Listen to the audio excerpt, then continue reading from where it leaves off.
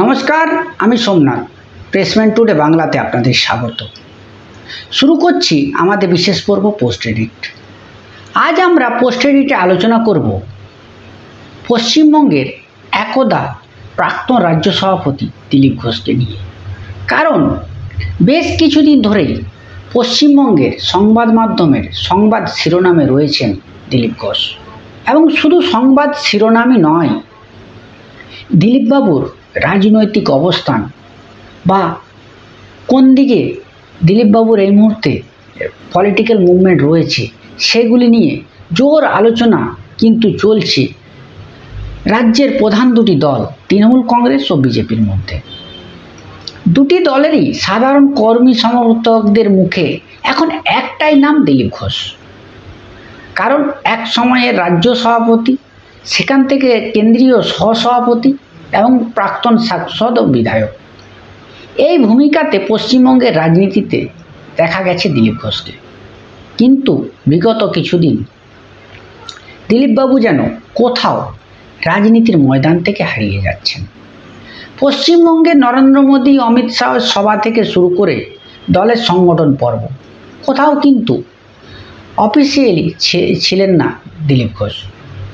আর এই না থাকাকে কেন্দ্র করে ইতিমধ্যেই দিলীপ ঘোষের রাজনৈতিক ভবিষ্যৎ নিয়ে জোর জল্পনা কল্পনা। একাধিকবার নিজের স্টেটমেন্টে এই নিয়ে জল্পনা জিয়ে রেখেছেন দিলীপ ঘোষ খোদ নিজে। এখন প্রশ্ন একটাই, তাহলে কি দিলীপবাবু নিজের রাজনৈতিক অবস্থানকে কোথাও ধোঁয়াশার মধ্যে রাখতে চাইছেন? আর রাখছেন বা কেন? কারণ দিলীপবাবু যদি নিজের এই রাজনৈতিক অবস্থান নিয়ে বারবার ধোঁয়াশা রাখেন, তাহলে দিলীপ ঘোষের পরবর্তী রাজনৈতিক গন্তব্যস্থল কি তৃণমূল কংগ্রেস? এটা কিন্তু এখন লাখ টাকার প্রশ্ন। কারণ যদি মিলিয়ে দেখা যায়, এই যে টাইমলাইন, লাস্ট 3 মাসের যদি দিলীপ ঘোষের পলিটিক্যাল টাইমলাইনকে মিলিয়ে দেখা যায়, একদিকে যেমন শুভেন্দু অধিকারী বনাম দিলীপ ঘোষের দ্বন্দ্ব, অন্যদিকে সুকান্ত মজুমদারের কিন্তু বারবার দিলীপবাবুকে কাউন্টার করা। আর সেখান থেকেই দীঘার জগন্নাথ ধাম এর উদ্বোধনে যাওয়া। আর তারপর থেকে এক প্রকার দলীয় রাজনীতিতে দিলীপবাবুকে কোণঠাসা করা শুরু হয়। যদিও এই কোণঠাসা করার পর্বটা অনেক দিন আগেই শুরু হয়েছিল। নিজের জেতা আসন মেদিনীপুর থেকে সরিয়ে পাঠানো হয় দুর্গাপুরের মতন আসনে, যেটা দিলীপবাবু নিজের চেনা মাঠ ছিল না। যদিও দিলীপবাবু বলেছেন দলের অনুগত সৈনিক হিসাবে তিনি সেই মাঠে লড়াই করতে গিয়েছিলেন এবং তার ফল দিলীপবাবু সেই লড়াইয়ে পরাজয়।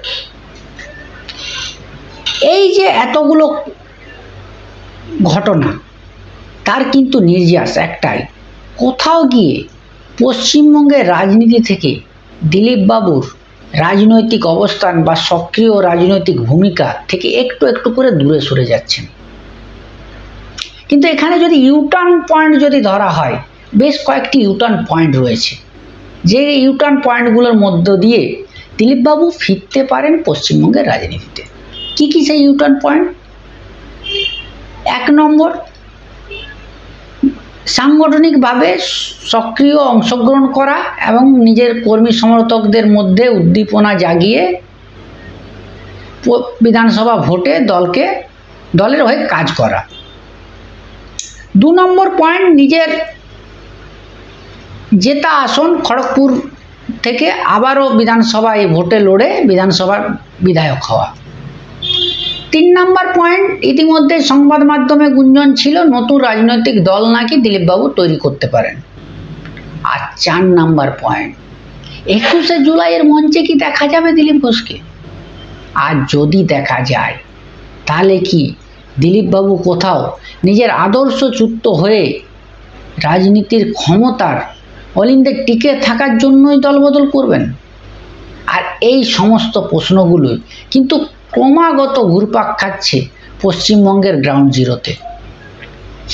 যেমন বিজেপি কর্মীরা এর প্রশ্নের উত্তর খুঁজছেন, তেমনি তৃণমূল কংগ্রেসের কর্মীরা এই প্রশ্নের উত্তর খুঁজছেন, কিন্তু উত্তরটা এখনো অধারা।